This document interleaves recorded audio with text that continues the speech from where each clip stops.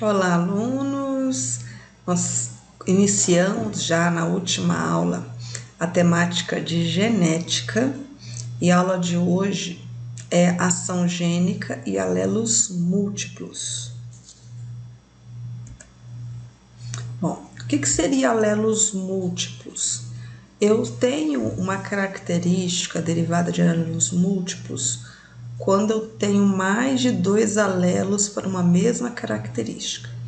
Vamos lembrar que nós estudamos na herança mendeliana que tinha assim, sementes verdes e sementes amarelas, 2 tipos de alelos, plantas altas, plantas baixas, 2 tipos de alelos, e até mesmo quando a gente estudou a expressão da codominância, né, mesmo que tivesse um terceiro fenótipo derivado da expressão dos 2 genótipos, mas só tinha 2 alelos, vermelho, branco, né? Aí a gente só tinha 2 alelos, mas existem casos que eu posso ter 3 alelos, 4 alelos para aquela determinada característica.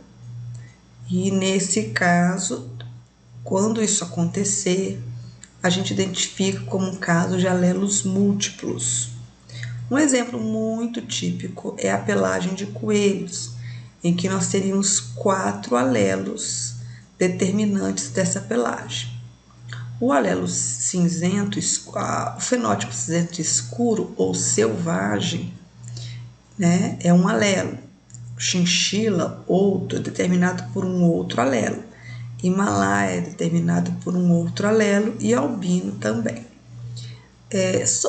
Com respeito a esses alelos, a gente vai dar uma representação. O C maiúsculo seria o selvagem, o C minúsculo seguido com as iniciais do chinchila, que é CH, é chinchila. O C minúsculo com a inicial Himalaia é do Himalaia. E o C minúsculo sozinho, ou C minúsculo com A, seria albino. Ao os estudiosos descobrirem essa múltipla característica de alelos da pelagem de coelhos e realizarem cruzamentos para observar a relação desses alelos, eles determinaram que havia uma certa dominância de um alelo sobre o outro. Por exemplo, o aspecto cinzento escuro ou selvagem, ele dominava sobre qualquer um dos outros 3 alelos. O alelo chinchila dominava sobre o do Himalaia e o albino. O alelo do Himalaia, que determina a característica Himalaia, era dominante sobre o albino. E o alelo albino só vai se expressar se só tiver ele mesmo. Ele não tem uma dominância sobre os demais, sendo ele o aspecto mais recessivo dos alelos aqui múltiplos.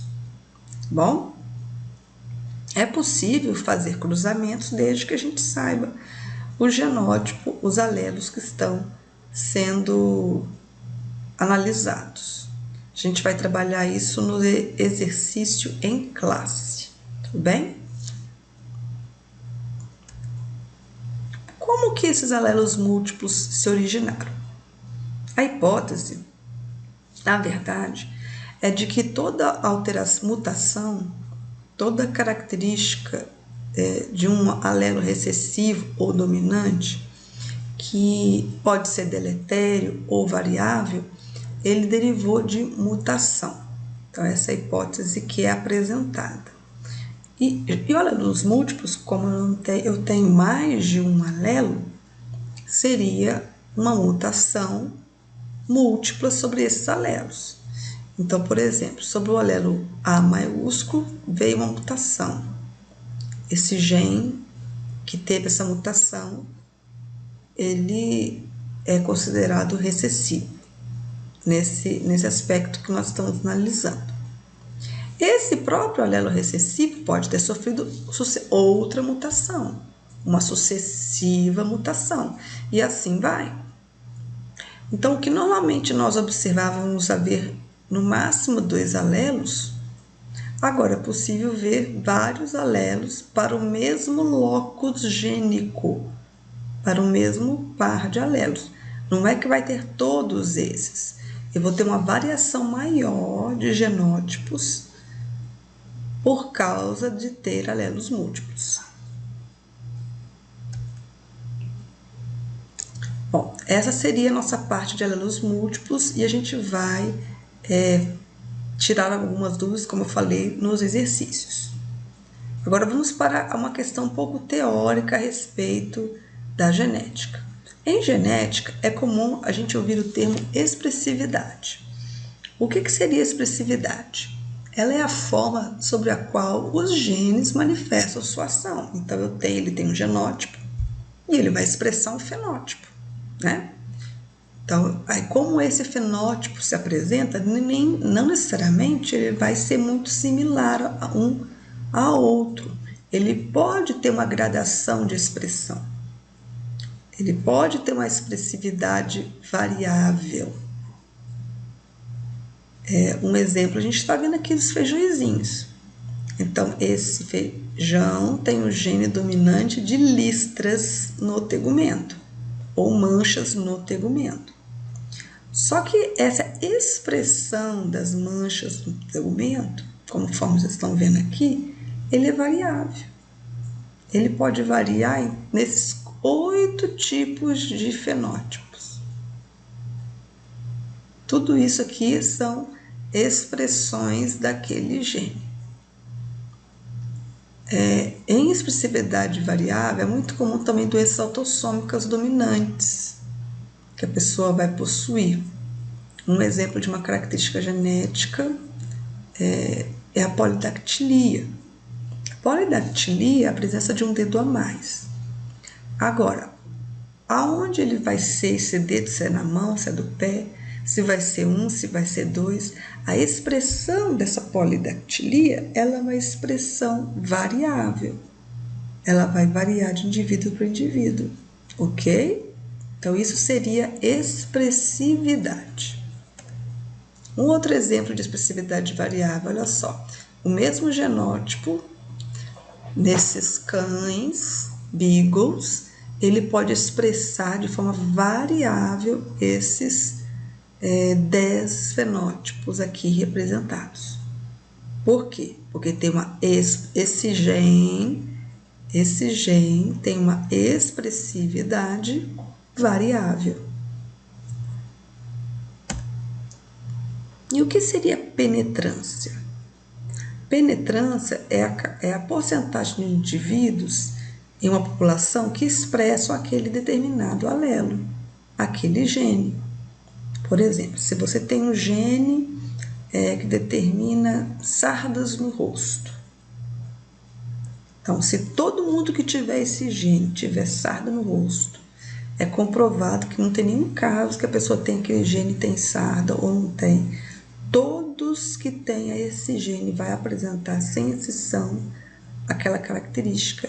Eu chamo isso que houve uma penetrância, uma expressão completa, 100% completa. Então, essa penetrância, ela vai ser 100% quando todos se manifestarem. Agora, vamos imaginar uma população de 100 pessoas que tem um determinado alelo para uma determinada doença, que se expressa em recessividade. E todos são recessivos, essas 100 pessoas são recessivas. Só que 20 delas não expressaram a doença, mesmo tendo o gene, mesmo sendo azinho para expressar, não expressou. Então, nós dizemos que nesse gene, esse gene tem uma penetrância incompleta. Então, a gente tem aqui alguns casos, olha, a síndrome da mão fendida. Então, em todos os indivíduos que têm esse gene, 70% expressa essa característica, outros 30% nascem normal, mesmo tendo gene. Então, esse gene, nesse caso, tem uma penetrância de 70%. E temos outro também, que é chamado de retinoblastoma. Retinoblastoma é uma característica em que surge tumor no olho e a consequência disso é cegueira. Então, essa criança que vocês estão vendo na imagem, ela tem um tumor, isso pode ser verificado com simples luz incidindo no olho da pessoa. É possível verificar isso. E se descoberto precocemente, tem como tratar para que isso não avance e melhorar o aspecto da visão da criança. Então, essa retinoblastoma, ela tem uma penetrância de 90%. Ok? Então, penetrância incompleta. Nossa aulinha hoje é curta. A gente vai trabalhar bastante agora os exercícios. Trabalhamos antes, agora vamos trabalhar em sequência da apostila. Até mais.